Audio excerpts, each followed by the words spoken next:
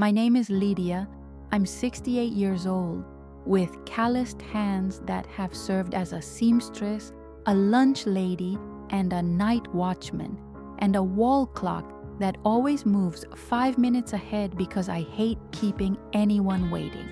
I live in a small single-story house with a cement porch painted faded green in the same neighborhood where I raised my daughter alone after my husband died on a drizzly morning. On that particular day, a Saturday in May, I was making cornbread for what I imagined would be the last rehearsal before the big day, my Tatum's wedding. I talked to myself as if praying, may she come in smiling, may the dress fit beautifully, may no one see my emotions spilling down my chin. My life at that time was simple and good in its essentials: a half-day job, a herb garden, strong coffee, and an AM radio broadcasting gossip to the entire neighborhood.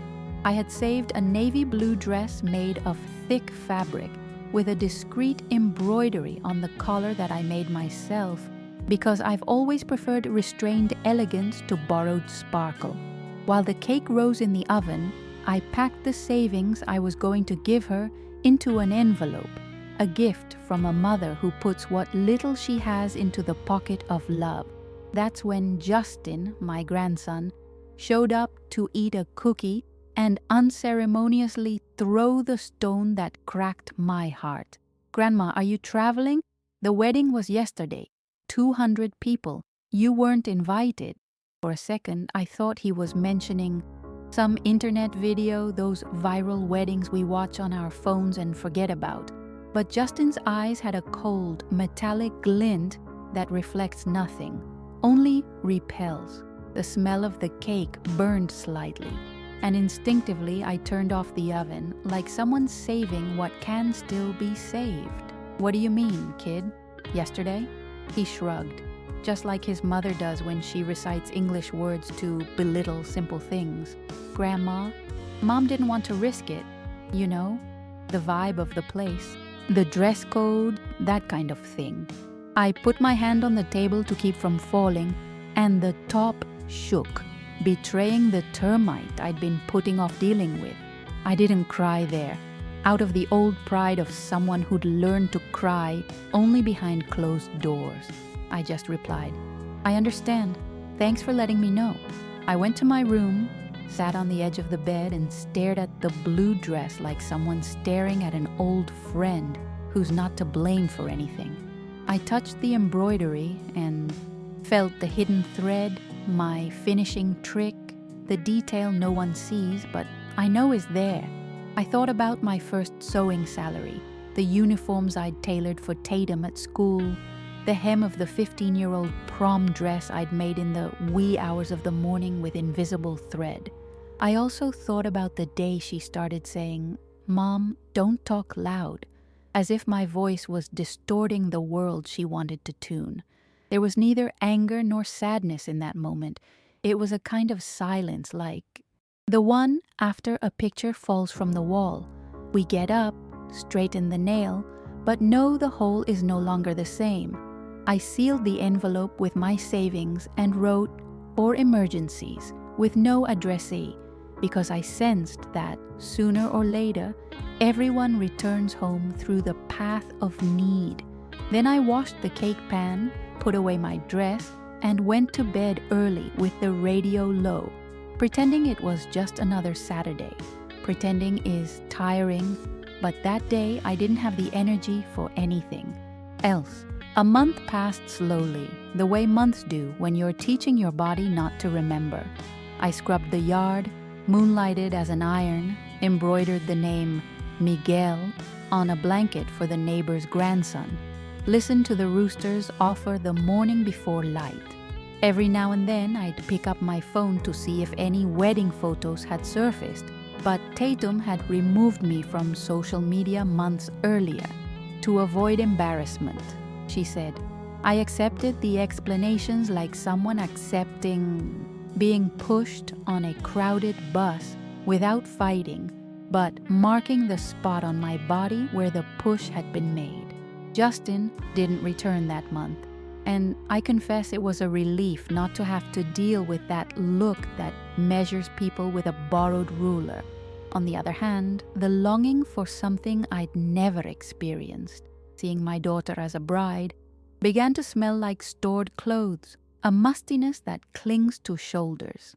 Life moved on at the pace of my fast clock, and I moved on at my delayed pace, until, on a Monday of light rain and a windy breeze, someone knocked on my door the way one does when life has just fallen apart. 3 short knocks, a held breath, and the silence begging for permission. I opened it and found 2 soaked figures, without social standing, just people. Tatum, her mascara running like poorly painted wall paint, and Justin, without the arrogance of his chin, holding a cheap suitcase I'd never seen before. Behind them, the street looked like a shallow river, carrying away the advertising brochures that promise what they don't deliver. "He's gone, Mom," Tatum said without looking me in the eye, like someone reading a notice on a bank door. "He took everything, gifts, money, the car. I lost my job." Justin tried to speak, but the sound came out half-heartedly, like uncooked beans. "Grandma, we have nowhere to go." Their umbrella was one of those street vendors' umbrellas with crooked sticks that hinder more than help, and I thought maybe their entire life plan was a bit like that umbrella. I opened the door with my whole body, so there would be no doubt that they fit in there. But before any hug, my blood asked for a soul adjustment. "Come in, take off your wet shoes and sit at the table," I said, pouring hot coffee as if opening a path back. I prepared bread on the griddle, drained the butter, and the smell of home made the ceiling stop throbbing. Tatum ate like she couldn't remember the last time she chewed without having to. Swallow her pride. I let the silence do the work that no words can sustain. When the coffee was finished, I pulled out the chair, faced them both, and, for the first time in many years, sat my dignity at the head of the table.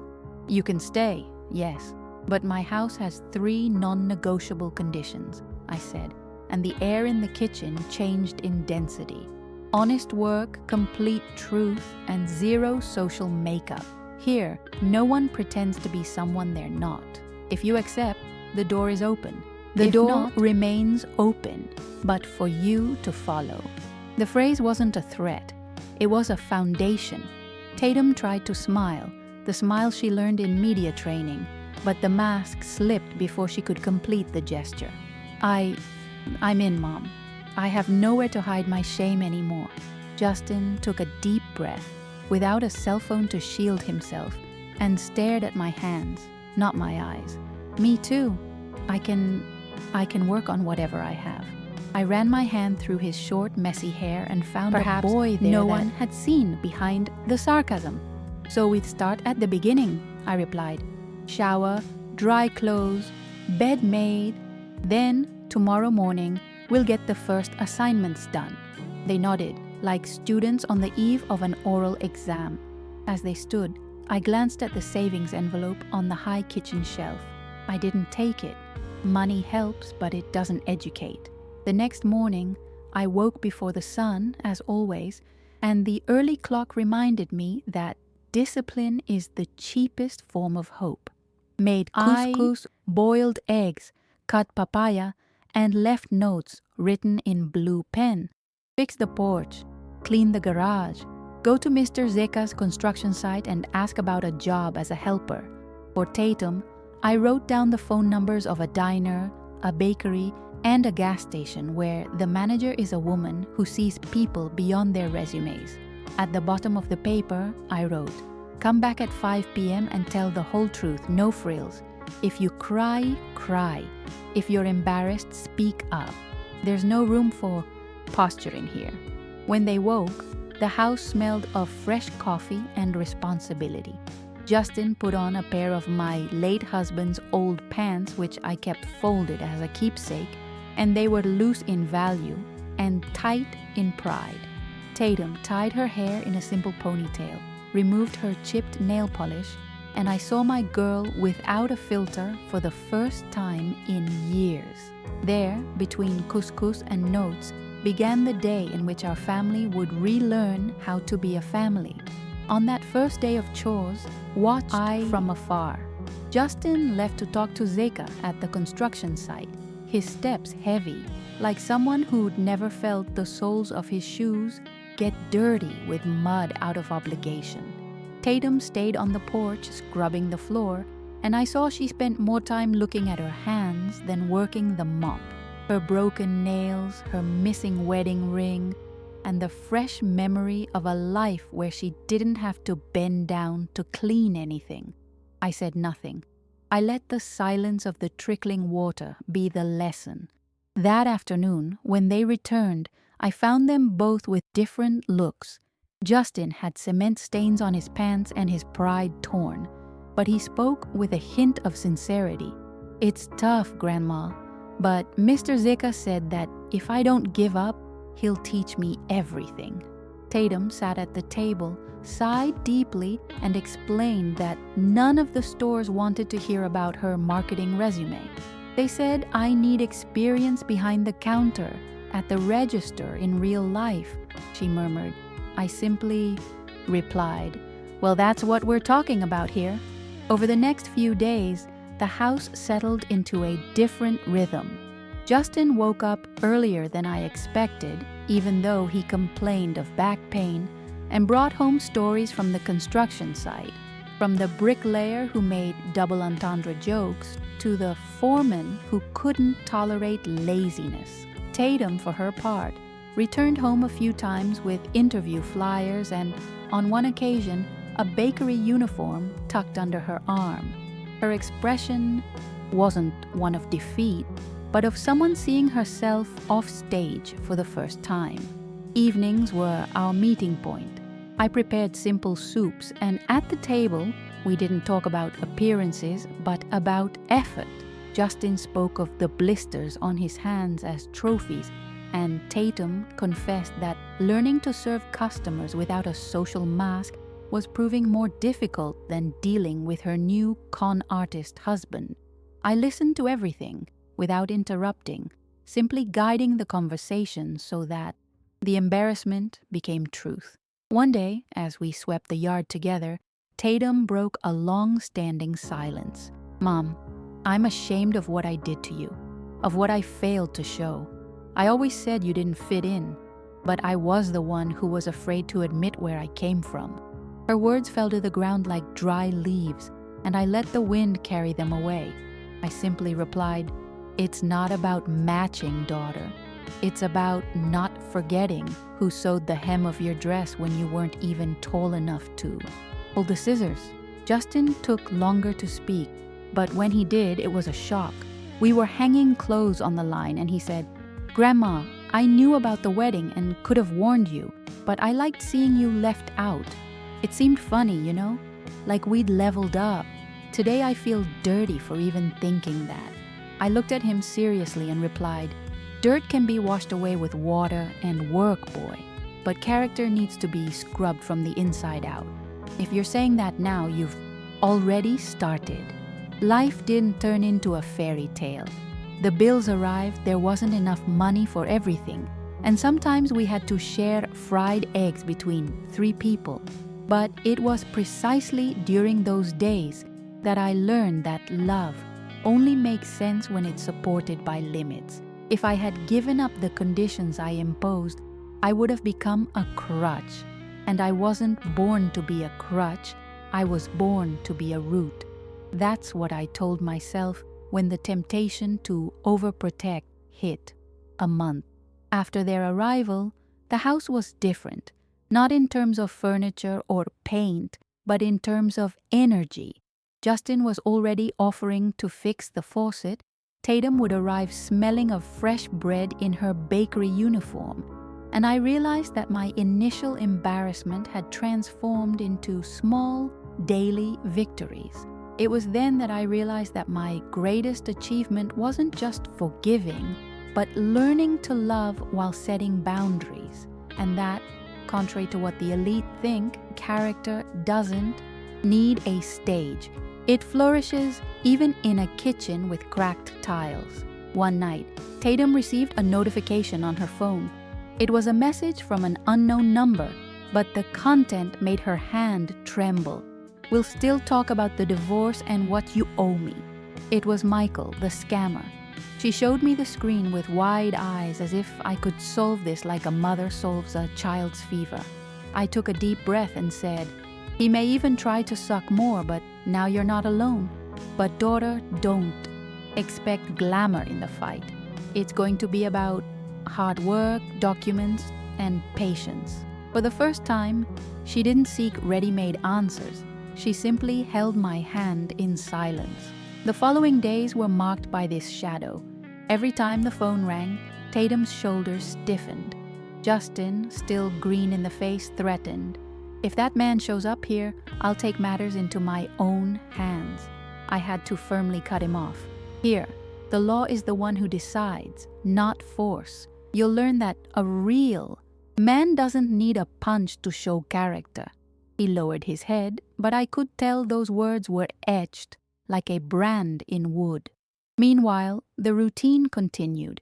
Justin had already earned Zeka's trust, who allowed him to take on more responsibility at the construction site. Tatum, even tired, began to smile at small achievements, like when she received her first tip at the bakery counter.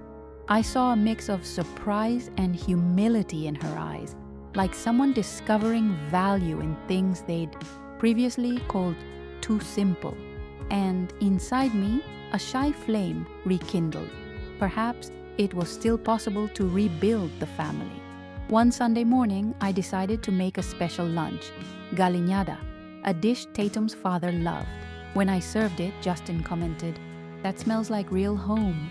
I swallowed the lump in my throat because it had been years since anyone had spoken of home without irony.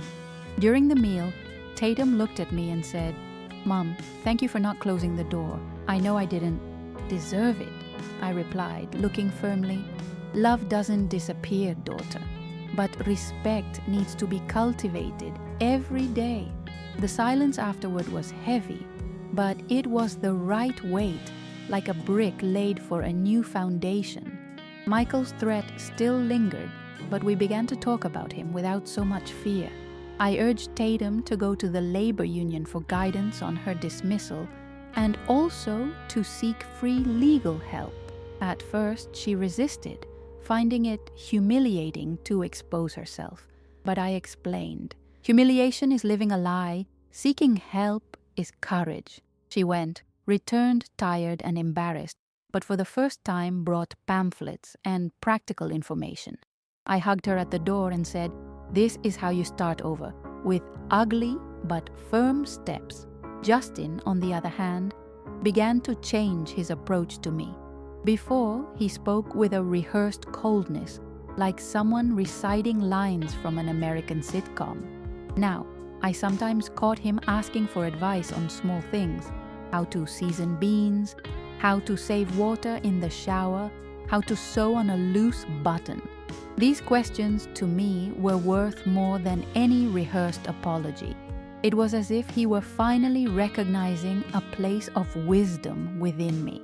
One Saturday night, I sat on the porch with them both. The moon was high, illuminating the yard Justin had swept that afternoon.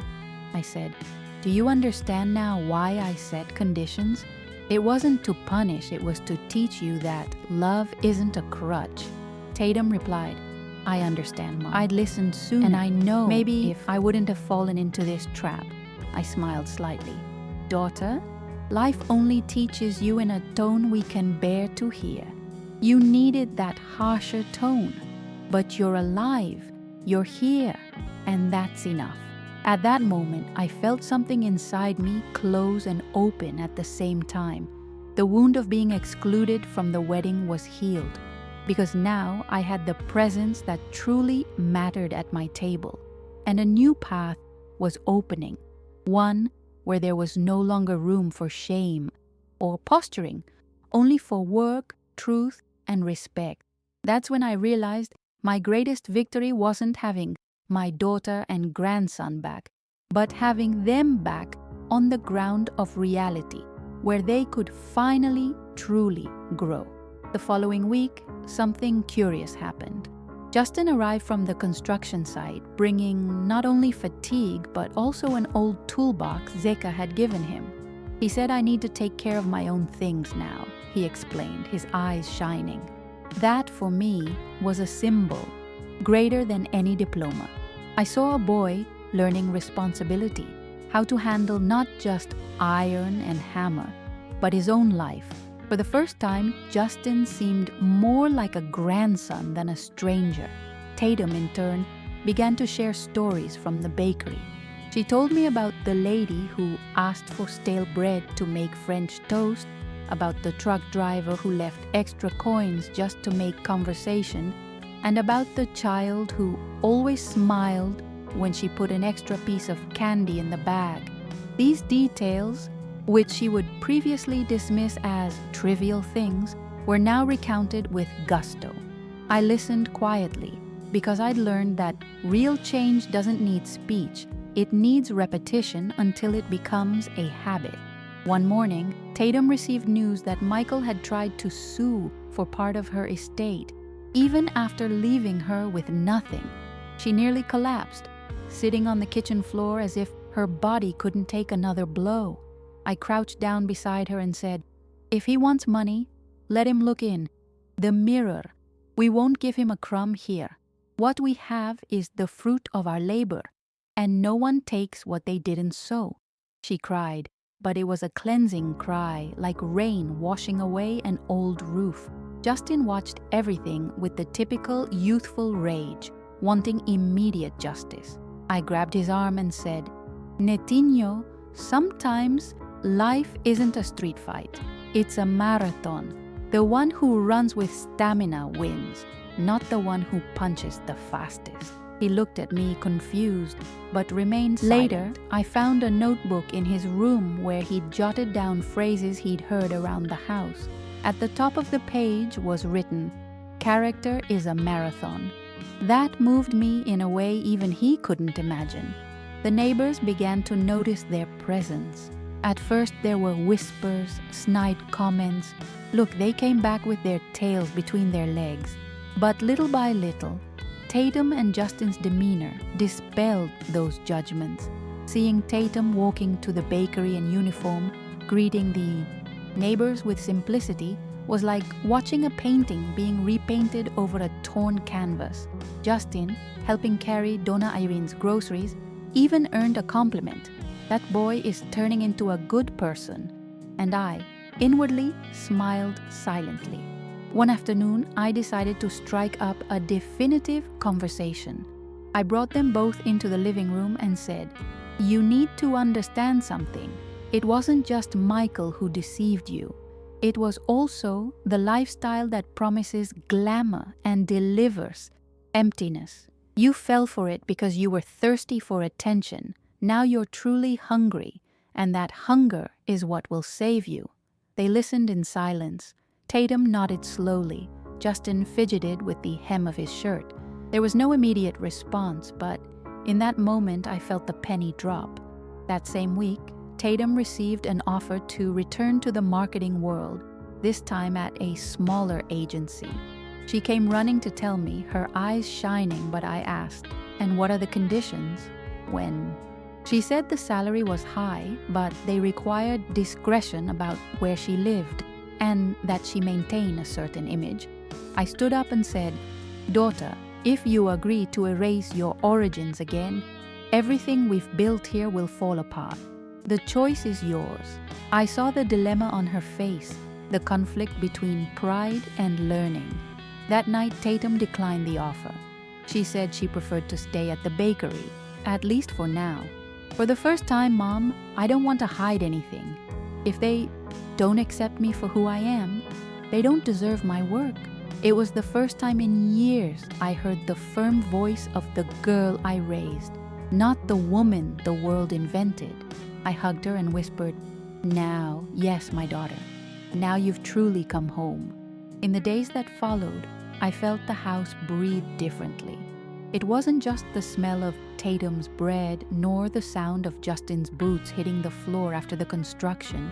It was the lightness of a shared life without masks. There was still tension, of course, but not the corrosive tension of shame.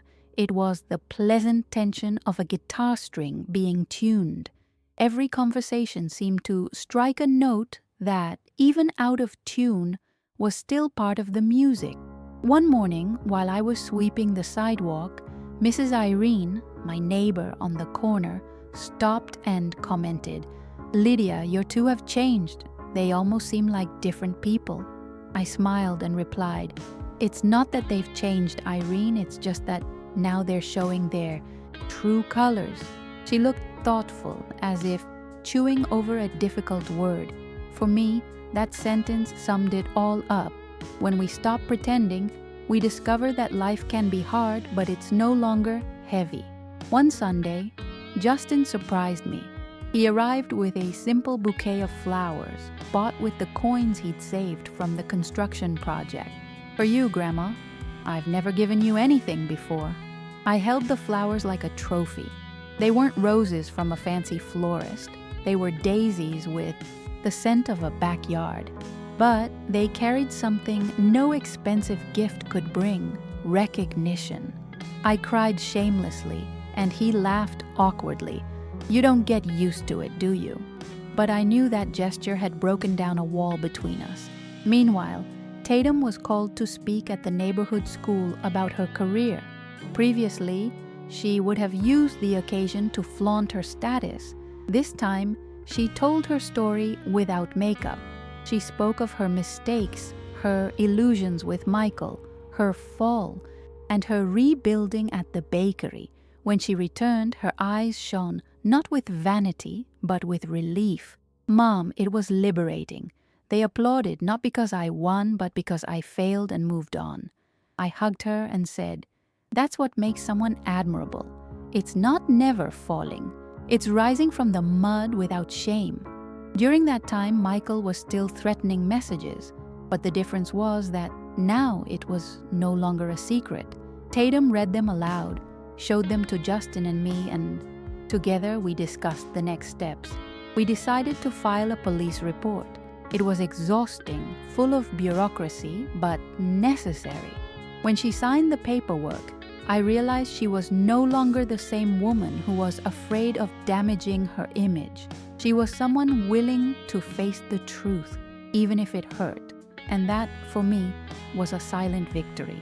One night, Justin arrived excited, saying that Zika wanted to take him to learn about construction budgets. He said it's not enough to just carry cement. You have to understand the price of each brick. He spoke with brilliance, and I thought, who would have thought that same boy who a month earlier had mocked my desk now wanted to understand the value of work down to the smallest detail. I smiled inwardly, remembering that life is a harsh but fair teacher. It exacts a heavy price but delivers lessons that are unforgettable. One day, I decided to show them the envelope I'd saved with my savings. I placed it on the table and said, "I prepared this. For the wedding I wasn't invited to. But I didn't give it because I knew that money without character is easily lost." They fell silent, visibly embarrassed. Then I added, "Now, if we need it, we'll use it. But this time it's different. It'll be for building, not for pretending." It was a turning point. They understood that my initial refusal wasn't spite, it was protection. Over time, I realized my own wound was healing. The exclusion from marriage, which had once weighed like a stone on my chest, was now remembered almost as a distant chapter. The pain hadn't gone away, but it had become fuel. Today, every time I look at Tatum returning in a sweaty uniform, or Justin telling stories from his construction site, I feel like I've regained more than just my family. I've regained my place of respect, and I finally understood that loving also means imposing conditions so that love doesn't become a prison. One rainy afternoon, I sat with Tatum on the porch while Justin was still at the construction site. The smell of wet earth filled the air, and she said to me, "Mom, I've thought a lot. Why did I always want to hide you?" The words came out like a dull knife, hurting her more than me. I took a deep breath and replied, "Because the world teaches that being simple is a flaw, but those who believe that pay dearly. You paid. I paid too years ago when I tried to be something I wasn't. Now, daughter, we learn to value our roots." She wept silently, but in that cry I saw liberation. A few days later, Justin appeared with calloused hands, blisters like medals. "Grandma, it hurt, but the teacher said, I'm getting the hang of it." With each word, he exuded a pride that no longer depended on status. I smiled and replied, "The pain that builds is always better than the pleasure that destroys." He remained silent, but I noted that those words were already taking root in him. For the first time, I saw not only my grandson, but the man he could become. Tatum began to change in the details. She began chatting with neighbors without looking away, helped carry bags, and once offered coffee to an exhausted-looking water delivery man. These were simple gestures, but for someone who had previously only cared about appearances, it was a silent earthquake. When I saw her genuine smile, without rehearsal, I remembered the girl who asked me for a hug after school. It was like finding someone I thought was lost, and I confess, my heart warmed in a way I thought I'd never feel again. One day, Michael reappeared in person, hovering at the gate. I saw him from afar, with that cynical smile of someone who thinks he's still in control. But before I could react, Justin ran and stood in front of the gate. "This is no place for you," he said firmly. The man laughed mockingly, but left when he realized he wouldn't have a platform. I trembled inside, but also felt proud. The same grandson who had once mocked me was now my protector. That night, I gave thanks, prayer for the unexpected. Over time, the fear Michael instilled diminished, not because he stopped threatening, but because he no longer had a place to take root in us. Tatum learned to respond without desperation, only with firmness. Justin understood that his strength lay more in discipline than in physical confrontation. And I, deep down, realized that my victory wasn't just protecting my family, it was seeing that they were learning to protect themselves. This, for me, was a rebirth. Tatum returned from the bakery beaming, "Mom, they called me a role model. They said I have poise, that I'm not afraid of hard work." I hugged her and replied, "See? The respect you always sought in the banquet halls has now arrived at the French bread counter." She laughed, moved, and I realized that this was the truest validation she had ever received. No expensive dresses, no gala invitations, just dignity. Justin, in turn, received his first large paycheck. He brought it home without me asking, gave part of it to help with the bills. "I want to contribute, Grandma. I don't want to just eat off your efforts." That touched me deeply. I saw in that gesture proof that he finally understood the value of reciprocity. It wasn't just about money. It was about recognizing that we all carry the weight together. And in that moment, I felt the cycle of selfishness begin to break. I myself began to feel different. For years, I'd carried the wound of being treated like a burden, like an obstacle to my daughter's dreams. Now, I saw that my simplicity wasn't shame, it was a foundation. I began to walk down the street with my head held high, unafraid of the stares that had previously crossed my face. After all, I had living proof at home that what sustains a family isn't appearance, it's character. And character, that's what no one can steal. One cold morning, I woke up earlier than usual and found Justin sitting on the porch, gazing at the still dark sky. "Grandma, thought I'd like waking up early. I used to think it was a waste of time. Now it seems like the day is more productive." I smiled and replied, "Those who wake up early don't just gain time, they gain life." He looked at me seriously, as if committing the phrase to memory. It was in that moment that I realized it wasn't just discipline he was learning, but also the wisdom that the simple can be great. Tatum began saving part of her bakery salary. She showed me the envelope proudly, like someone showing off a war medal. "I want my own savings, Mom. Not to show off, but so I'll never have to depend on any man again." When I heard that, I felt the wound Michael had left in her begin to heal. I simply said, "Money can't buy character, but character knows how to use money." She laughed and agreed, with a maturity I'd never seen before. One Saturday, I decided to take them both to the neighborhood market. Before, Tatum hated the place, saying the smell of fish and the shouting were too popular. But this time, she walked around smiling, negotiating prices, sampling fruit, as if she'd rediscovered a forgotten world. Justin carried the bags without complaint. Halfway through the market, I heard a vendor say, "Miss Lydia, what a beautiful family you have." I felt my chest swell in a way I hadn't felt in years. Little by little, I realized that my home was no longer just a refuge. It was becoming a school. Every corner held a lesson. The kitchen taught sharing, the backyard taught discipline, the porch taught patience, and they, who had previously seen my simplicity as backward, now saw it as a foundation. It was then that I understood that my role wasn't just to welcome, it was to transform the space into a laboratory of character. And I knew how to do that like no one else. One day, Justin returned from construction with an unexpected question. "Grandma, what was Grandpa like?" I was surprised. He had never shown any interest in his grandfather who died before he was.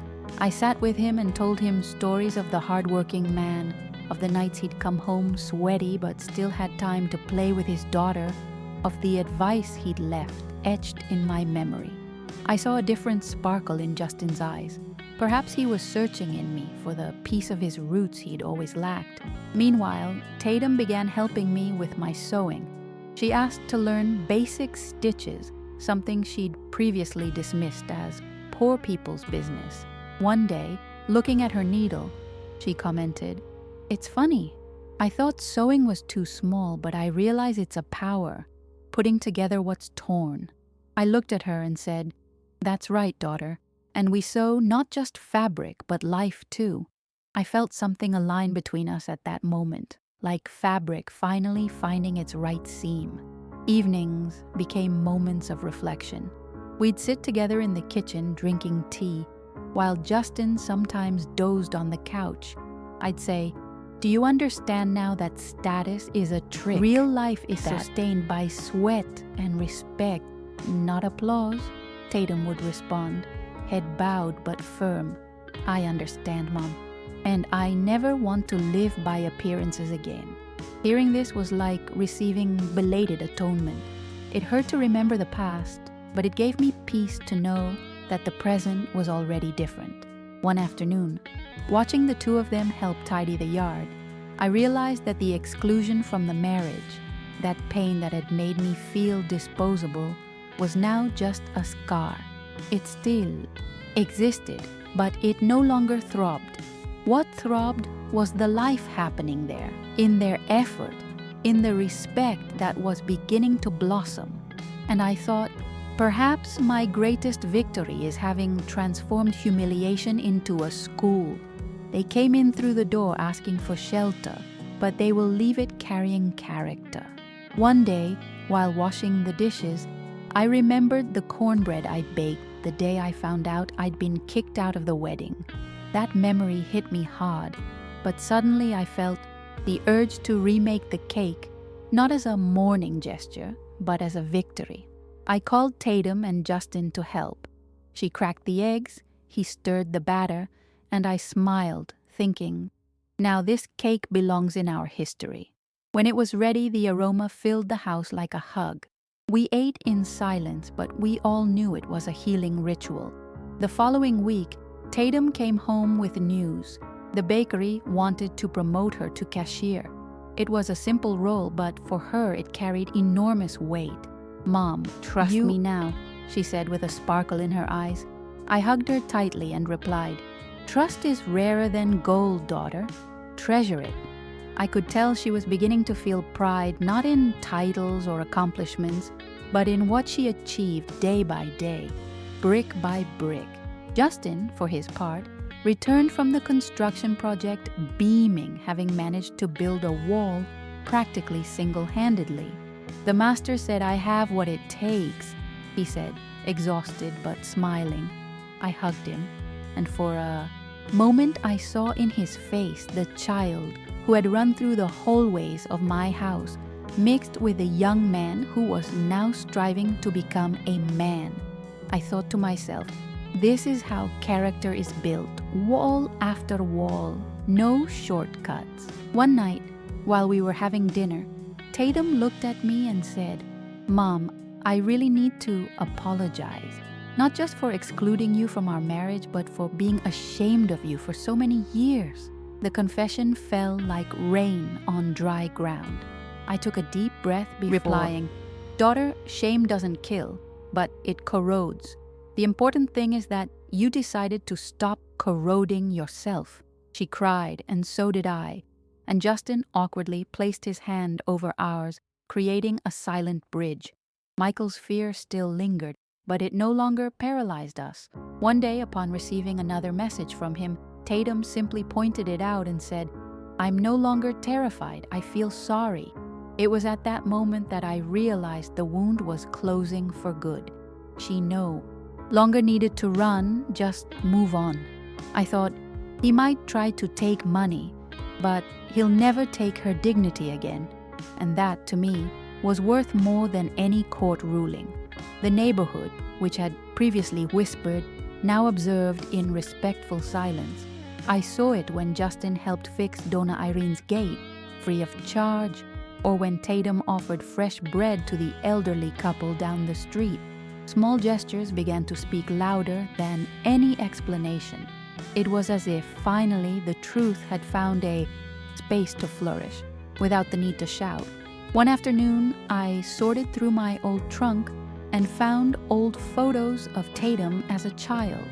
I showed them to her and saw a mixture of pain and tenderness in her eyes. "I had forgotten about this girl," she said. I replied, "Well, she's the one who's always been here, hidden behind the masks. Now it's time to let her live." She hugged me tightly, and I felt that finally my daughter was back. Not the woman of status, but the girl with a pure heart. That same day, as I closed the windows, I thought, the exclusion from marriage was my cross, but it was also my key. Because if it weren't for that pain, they would never have returned different. And I would never have discovered that true love isn't blind, it's lucid. Love isn't about accepting everything, it's about teaching the other to see. And in that moment, I felt my mission was accomplished. One sunny morning, Justin appeared in the kitchen before I'd even finished my coffee. He sat at the table and said, "Grandma, I want to finish my studies. I'm tired of pretending I don't need to." That moved me more than any wall built or salary earned. I placed my hand over his and replied, "Studying is the tool no one can steal from you. If you really want it, I'll be here to support you." And I felt he finally understood that effort and knowledge go hand in hand. Tatum also brought some news. She said the bakery manager had mentioned she had a knack for dealing with people, that perhaps she could train new employees. "Mom, I never thought anyone would see me as a role model," she confessed, almost incredulous. I smiled and replied, "A role model isn't someone who never makes a mistake, dear. It's someone who makes a mistake and keeps going." It was as if she'd received an invisible diploma, the kind you don't hang on the wall, but that transforms the way you walk through life. One day, we went to the market together, and an acquaintance of Tatum's approached. She was an old, colleague from the agency world who seemed surprised to see her in a simple uniform. "You here?" she asked, half mocking. Tatum took a deep breath and replied firmly, "Yes, here. And it's here that I learned more than in any fancy meeting." I saw the bewilderment in my colleague's eyes, and inside I felt a pride that couldn't be contained. My daughter, after all, wasn't shying away from her own story. Justin, in turn, began to show interest in joining me in the backyard garden. One day, he pointed to the lettuce seedlings and asked, "Grandma, why do you love planting so much?" I replied with a smile, "Because planting is believing that tomorrow will come, even when today seems hard." He was thoughtful, and the next day he returned with seeds he'd bought with his construction paycheck. We planted together, and I knew the lesson had been understood without further ado. One quiet evening, I sat with Tatum in the kitchen and asked, if I could go back, would I have done things differently? She took a while to answer, but finally said, "I wouldn't have let shame guide me. I would have walked you down the aisle with me, with pride." Those words didn't erase the pain of the past, but they served as a balm. I caressed her hand and said, "The past doesn't come back, daughter, but the present is what we choose every day." And I realized the bond between us was no longer tied to a knot of resentment. Life continued simply. The bills were still heavy, the tasks were still, but now everything seemed bearable. Not because the burden was lighter, but because the weight was shared. Tatum helped without complaint. Justin humbly brought his salary, and I felt empowered not to carry everything alone. This silent sharing was proof that true love isn't found in speeches, but in daily actions that build trust. One Sunday, we decided to clean out the attic where I kept boxes of old memories. We found the navy blue dress I'd set aside for the wedding. Silence fell. Tatum picked up the fabric, brought it to her face, and cried, "That dress deserved to be there with me," she said. I cupped her face and replied, "It wasn't because it wasn't the right time, but now it can be here, in the right place, within our truth." And for the first time, I felt that the wound had truly healed. At that moment, I realized we were ready to turn the page. The dress was saved, the seeds planted, respect rebuilt. Everything indicated that our story of overcoming didn't need a stage or an audience. It just needed the three of us, learning to be a family again. And I understood that sometimes the greatest victory isn't the recognition of others, but the quiet peace that resides within our own home. Over time, Michael's messages stopped. Maybe he found another victim, maybe he got tired of not finding an echo here. For us, it didn't matter. What really remained was the certainty that we no longer needed to fear him. Tatum commented one night, "Before, I thought I'd only be free when I had the money to pay for an expensive lawyer. Today I see that freedom begins when we no longer sell ourselves." I smiled and said, "You finally get it." Justin decided to enroll in night school to finish high school. When he arrived home with the application form in hand, he felt like he was carrying a trophy. "Grandma, I'll make it, even if I'm tired from the work," I replied. The tiredness that educates is different from the tiredness that corrodes. "Go ahead, grandson." I felt proud, as if I were the one beginning a new phase of life. It was proof that planting roots bears fruit, sometimes late, but always certain. Tatum, in turn, received an invitation from the bakery manager to participate in leadership training. Previously, she would have seen it as too small for her old life, but now she embraced it as an opportunity. "Mom, I want to learn how to be truly useful," she said, carefully holding the material. I watched her and thought, my daughter had finally traded vanity for vocation. And that, to me, was more valuable than any pompous title. One Sunday, I decided to bring the two of them together for a unique lunch. I made feijoada, a dish I only prepare on special occasions. During the meal, I raised my glass and said, I want to propose a toast, not to the past, not to what we've lost, but to who we choose to be from now on. They smiled, a little awkwardly, but raised their glasses too. It was a simple moment, without fireworks, without an audience, but deep down, it felt like a grand victory. A short time later, Justin arrived home with an unexpected gift, a cheap picture frame, but with a photo of us taken at the fair. For you to put in the living room, Grandma. Real family deserves to be on display. My eyes filled with tears. That gesture was everything I'd ever wanted, to be recognized, not hidden. I put the photo on the shelf and thought, now this house really shows who we are. Tatum began attending community meetings about women who have started over after loss. One day, she returned and said, Mom, I realized I'm not alone. There are so many who have been through something similar. But I'm lucky. I have you. That recognition, coming from her, was worth more than any applause she once sought in luxurious ballrooms. I hugged her and said, It's not luck, daughter. It's choice. We chose to be together, even after the pain. Justin, growing more mature, began saving money too. Buy my own tools, I want to save up to. It was simple, yet powerful. I saw in that desire proof that he didn't just want to depend, but to build. And I thought to myself, the wheel of life is turning. He who once despised me has now learned the value of building something with his own hands. One quiet evening, I sat alone on the porch and looked out at the street. The memory of the wedding came back, but without the pain. Instead of imagining Tatum's wedding dress, I saw her in her bakery uniform, laughing simply.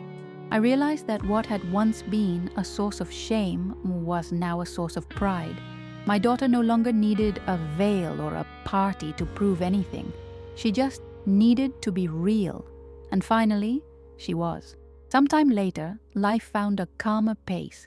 The bills still arrived, work still required effort, but there was no longer despair. There was routine, discipline, and above all, respect. I found myself smiling to myself when I saw Justin studying with his notebook open at the kitchen table, while Tatum arrived, tired but proud, telling me about clients who thanked her for her service.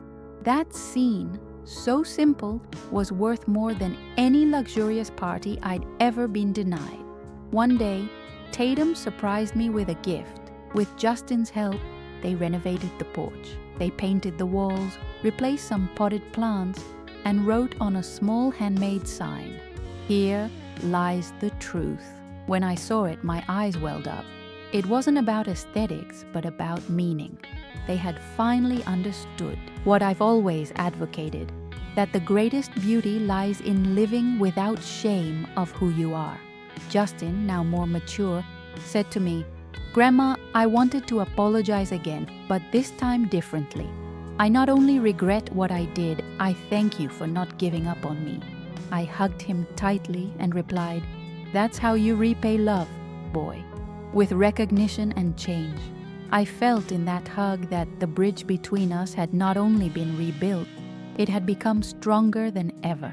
That night, lying in bed, I thought about everything.